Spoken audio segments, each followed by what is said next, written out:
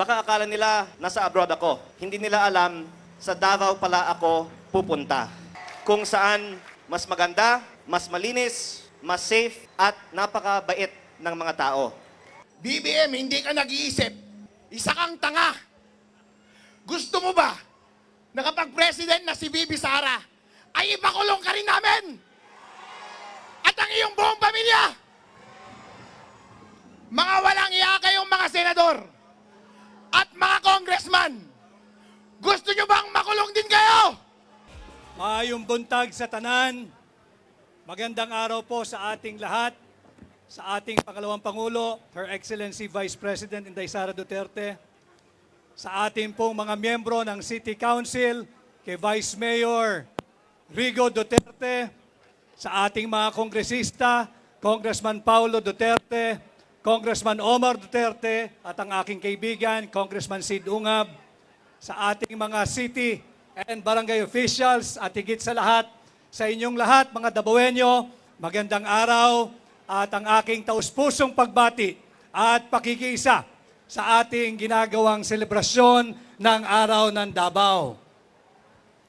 Higit pong makasaysayan ang pagdiriwang ngayon ng Araw ng Davao sapagkat nataon na pagdiriwang din ng 81st birthday ni Tatay Digong.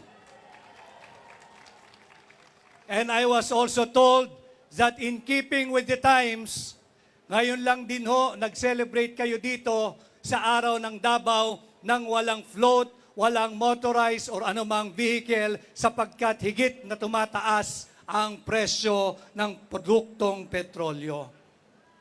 Magkaganoon pa man, maging simple, payak ang ating pagdiriwang, ang importante, huwag po nating kalilimutan na patuloy ipagdasal ang kaligtasan, ang kalusugan at ang kalayaan at sana'y pagpapauwi kay Tatay Digong sa lalong madaling panahon.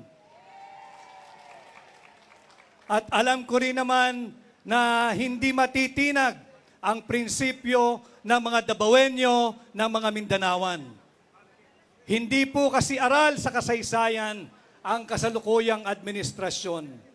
400 taon tayo sa ilalim ng bansang Espanya, hindi natinag ang mga Mindanawan.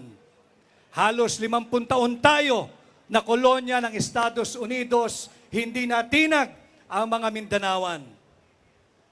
Sinubukan nilang sirain ang katatagan ni Tatay Digong. Subalit nung kinamusta ko kay Mayor Baste ang kalagayan ni Tatay Digong, ang tugon niya, okay naman siya, subalit siyempre hindi okay dahil nakakulong. Kanya lamang, sinabi raw ho sa kanya ni Tatay Digong, tanggap na niya ang kanyang kapalaran kung anuman ang kahahantungan. Kaya lalo ho akong na-inspire doon sa katagang binitawang iyon ni Tatay Digong, nagbigay buhay muli sa kanyang naturan that I am not a Filipino for nothing. Huwag po nating sayangin ang kanyang legasiya, patuloy po nating ipaglaban ang bawat Pilipino, ang ating bansa laban sa mapang-abuso, korap at kurakot na administrasyon. At bilang panghuli, alam ko hong hindi ko na kinakailangan kayong paalalahanan, kung hindi buong Pilipinas, buong mundo, nakasabay po nating nagdiriwang ngayong lahat. Alam naman natin na sinubukan nilang sirain ang tibay ng paninindigan ng Mindanawan, hindi sila umubra kay Tatay Digong. Patuloy ang kanilang ginagawa, subalit hindi rin sila umubra at hindi sila uubra kay Vice President Inday Sara Duterte. Subalit, higit pa pong humihigpit ang laban, alam kong hindi kayo bibitaw at walang bibitiw, patuloy po nating tulungan, protektahan at suportahan si Vice President Inday Sara Duterte sa mga darating pang araw na harapin nating pagsubok. At muli ho sa inyong lahat, kay Mayor Baste Duterte, isa pong karangalan na ako'y maging bahagi ng makasaysayang pagdiriwang nating lahat ngayon ng Araw ng Davao. Muli ho, maraming salamat, magandang umaga. Ako po muli si Attorney Vic Rodriguez, inyong kaibigan, Pilipino, abogado, at katulad ninyo, maisog. Magandang araw po sa ating lahat. Testing, testing. Meow, meow. Good morning, Davao City. Good morning to all of our guests. Good morning, Vice President Sara Duterte. Good morning, Mayor Duterte, Congressman Duterte, and to the Davao City Council, the local government, and everyone else. I'd like to greet a happy 89th araw ng Davao to everyone here, and a happy 81st birthday to former President Rodrigo Duterte. Rodrigo Duterte. To everyone here, have a great day. Enjoy despite the geopolitical situation. Alam natin ang daming problema ng bansa natin ngayon, but we still have time to celebrate our successes and to celebrate the success of this beautiful city. So to everyone here, have a great day. Enjoy and God bless. Thank you, everyone. Thank you very much, Congressman Kiko Barzaga. A very young member of the House of Representatives. Yes, of course. And once again, sa atong mga Davaoenos, daghan pamog atangan dinhi sa San Pedro Square. Because Atemel, wala pa kita katunga sa atong mga contingents for Araw ng Davao. And of course, as we have heard a message from Congressman Kiko Barzaga, right now it is time to hear from someone who is beloved by the city of Davao. Ladies and gentlemen, let us hear a few words from our very own Vice Mayor Harold, or from one of our guests this morning. Ladies and gentlemen, help me welcome Congressman Leandro Leviste.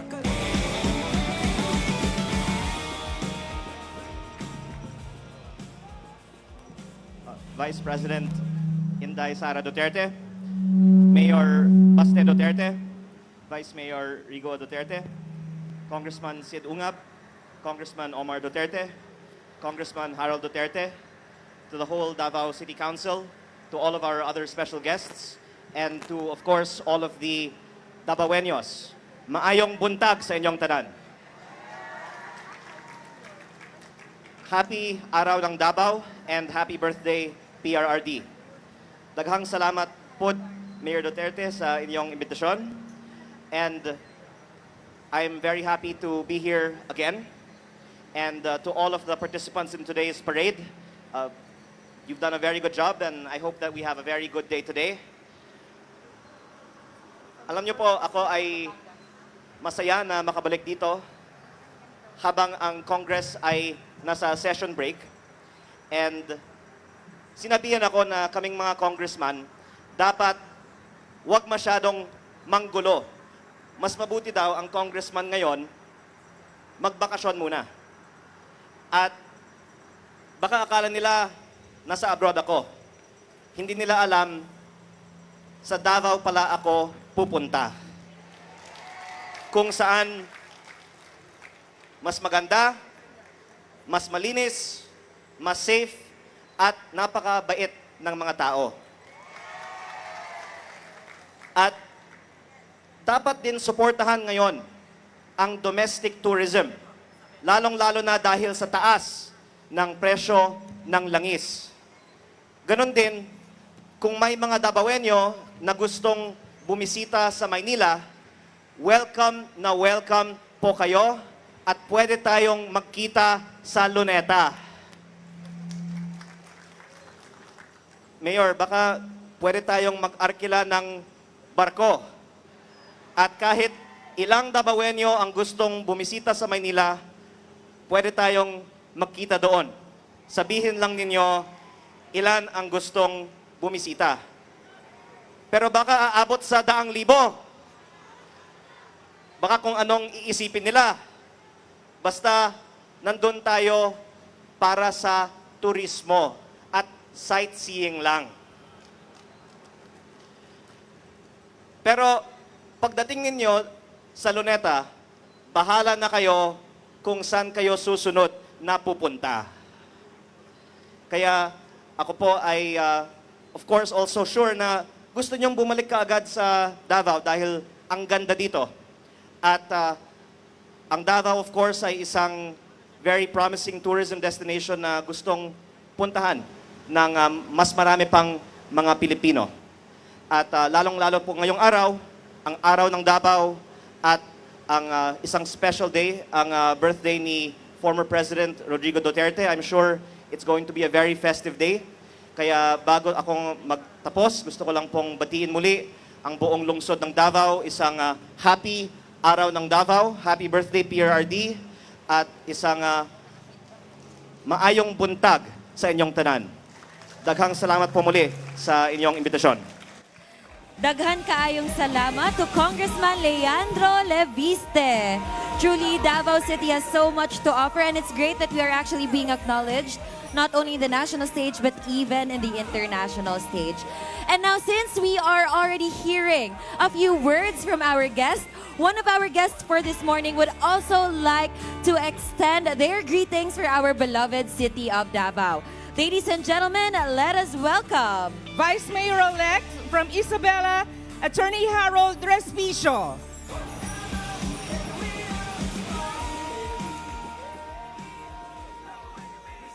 Matayo Davao!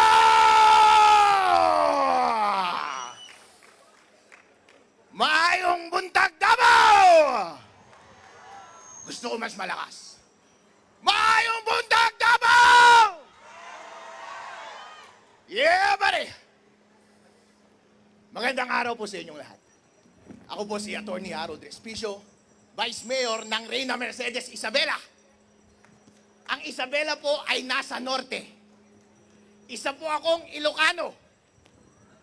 Nagtataka siguro kayo, bakit ako nandito? Nandito ako para sabihin sa inyo na ang mga Ilocano, ang mga taga-Isabela, mga taga-Luzon, ay solid Duterte!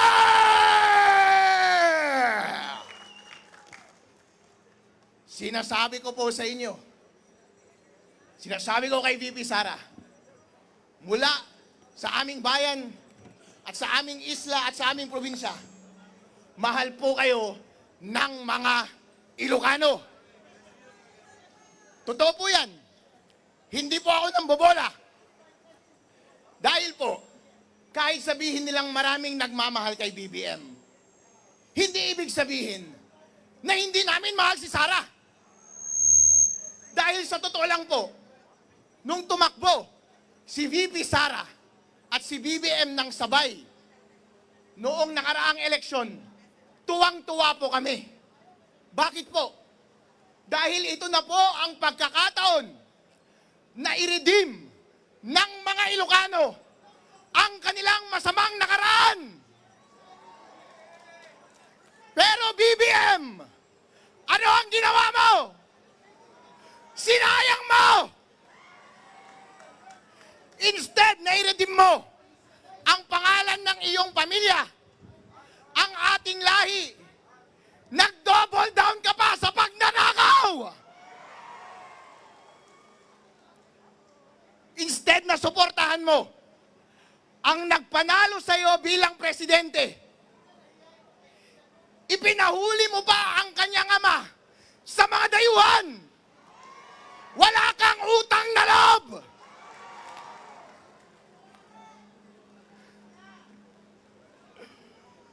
Mga kababayan, ito po ang tinatanong ko sa inyo.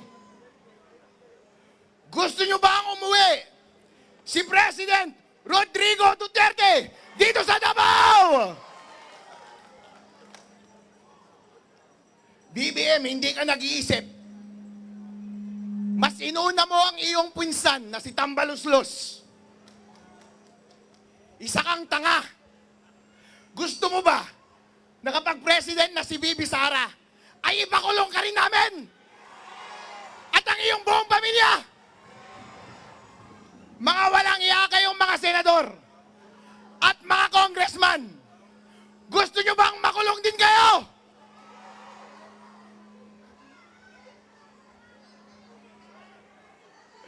Ngayon po, ito ang ginagawa nila.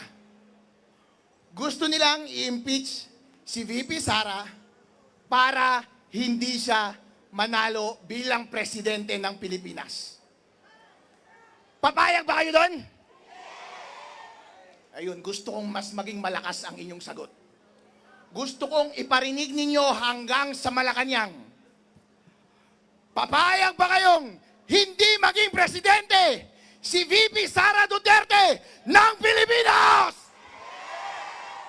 Maraming salamat po.